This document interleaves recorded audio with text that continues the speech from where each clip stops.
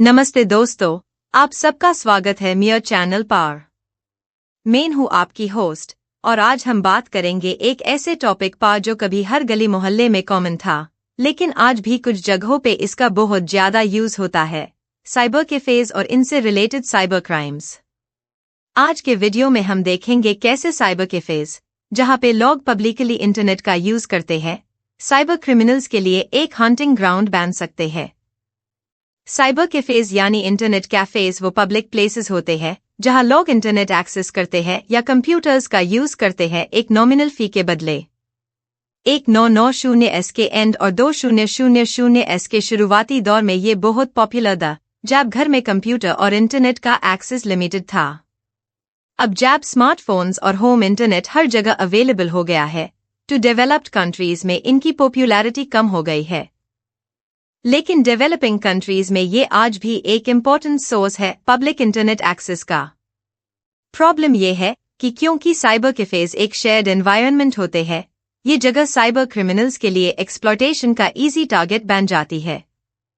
आज के जमाने में लोग जहां भी इंटरनेट का एक्सेस मिलता है वहां अपनी personal information, logins, banking details वगैरह यूज करते हैं, और ये साइबर कैफेज में ट्रैक करना बहुत आसान होता है अगर सिक्योरिटी मेजर्स फॉलो ना किए जाए।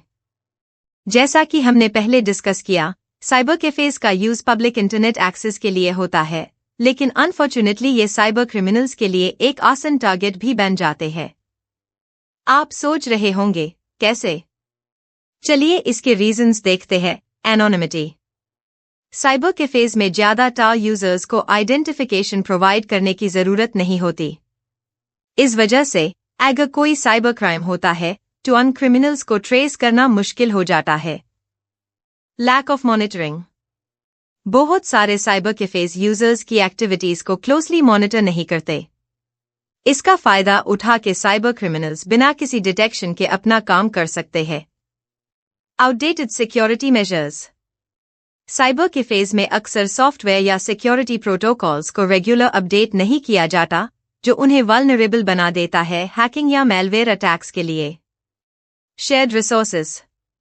जब एक हाई मशीन पे मल्टीपल यूजर्स का एक्सेस होता है, तो मैलवेयर या पर्सनल इंफॉर्मेशन का थेफ्ट होने का रिस्क बढ़ जाता है। आप समझ सकते हैं कितना डेंजरस हो सकता है अगर एक कॉम्प्रोमाइज्ड मशीन पे आपने अपने बैंकिंग क्रेडेंशियल्स डाले। Compromised machines. पब्लिक कंप्यूटर्स पे अक्सर कीलॉगर्स या मैलवेयर इंस्टॉल होते हैं जो personal data like login credentials को कैप्चर कर लेते हैं। इस तरह के कॉम्प्रोमाइज्ड मशीन्स साइबर कैफेज में कॉमन होते हैं। Real world scenario. एक रियल लाइफ एग्जाम्पल देते हैं। 2011 में एक हैकर ने इंडिया में एक साइबर कैफे का यूज किया था मुंबई में टेररिस्ट अटैक से पहले थ्रेटनिंग ईमेल्स भेजने के लिए। उसने साइबर कैफे की एनोनिमस एक्सेस का फायदा उठाया और अथॉरिटीज के लिए सोर्स को ट्रेस करना मुश्किल हो गया। अगर आप साइबर कैफे का यूज करते हैं या किसी पब्लिक कंप्यूटर का, तो हमेशा अपनी पर्सनल इंफॉर्मेशन सेफ रखने के लिए एक्स्ट्रा प्रिकॉशंस जरूर लें।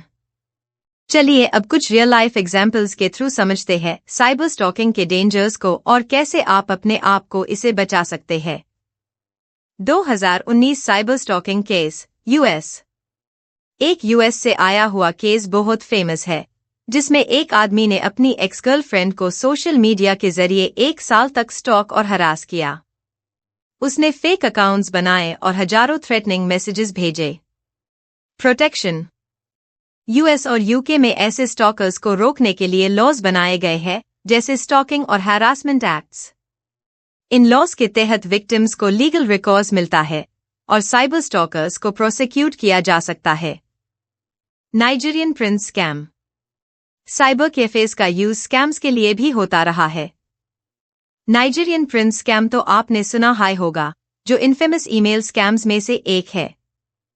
इसमें वेस्ट अफ्रीका के साइबर कैफेज से लॉग ऑन को मास ईमेल्स भेजी जाती थी, जिसमें उन्हें फाइनेंशियल गेन का झूठा वादा किया जाता था। प्रोटेक्शन। ऐसे अनसॉलिसिटेड ईमेल्स पे अपना पर्सनल या फाइनेंशियल इंफॉर्मेशन शेयर ना करें। अगर आपको कोई फिशिंग अटेम्प्ट दिखे तो उससे रिपोर्ट करें रेलेवेंट अथॉरिटीज को। साइबर स्टॉकिंग और साइबर क्राइम काफी रियल थ्रेट्स है, लेकिन प्रोटेक्शन के मेजर्स और अवेयरनेस के जरिए हम इनसे बच सकते हैं। आपको कोई भी सस्पिशियस एक्टिविटी लगे तो रिपोर्ट करना बिल्कुल ना भूलें। अब हम कुछ और रियल वर्ल्ड एग्जाम्पल्स देखेंगे जहां साइबर कैफेज का गलत इस्तेमाल किया गया है साइबर क्राइम्स के लिए। मुंबई टेरर अटैक्स 2008 के मुंबई टेरर अटैक्स के दौरान टेररिस्ट्स ने साइबर कैफेज का इस्तेमाल किया था अपनी कम्युनिकेशन और इंटेलिजेंस गैदरिंग के लिए।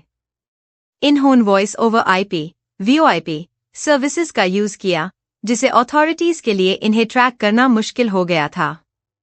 प्रोटेक्शन। इसके बाद गवर्नमेंट्स ने साइबर कैफेज पर रेगुलेशंस टाइटन किए हैं और पब्लिक इंटरनेट स्पेसेस में सर्वेलेंस बढ़ा दी गई है ताकि ऐसे मिसयूज को रोका जा सके। आइडेंटिटी थेफ्ट रिंग 2012 में न्यूयॉर्क सिटी के साइबर कैफेज में एक आइडेंटिटी थेफ्ट रिंग को पकड़ा गया था। क्रिमिनल्स ने स्टोलन पर्सनल इंफॉर्मेशन को एक्सेस किया और पब्लिक कंप्यूटर्स का यूज करके फ्रॉड्यूलेंट परचेसेस की ताकि एनोनिमस बेन रहे। प्रोटेक्शन। पब्लिक कंप्यूटर्स पर हमेशा कॉशन रखें। ऐसे एनवायरनमेंट्स में सेंसिटिव अकाउंट्स को एक्सेस करने से बचें और सिक्योर कनेक्शंस का यूज करें अपने पर्सनल इंफॉर्मेशन को सेफ रखने के लिए। साइबर कैफेज का गलत इस्तेमाल करके काफी डेंजरस क्राइम्स किए गए हैं, लेकिन सही प्रोटेक्शन मेजर्स और थोड़ा सा कॉशन रखकर हम इन रिस्क से बचे रह सकते हैं। अगर आपको ये वीडियो इन्फॉर्मेटिव लगी हो तो लाइक, शेयर और सब्सक्राइब जरूर करें। अगर आपको नोट्स चाहिए तो कमेंट्स में लिख के जरूर बताएं।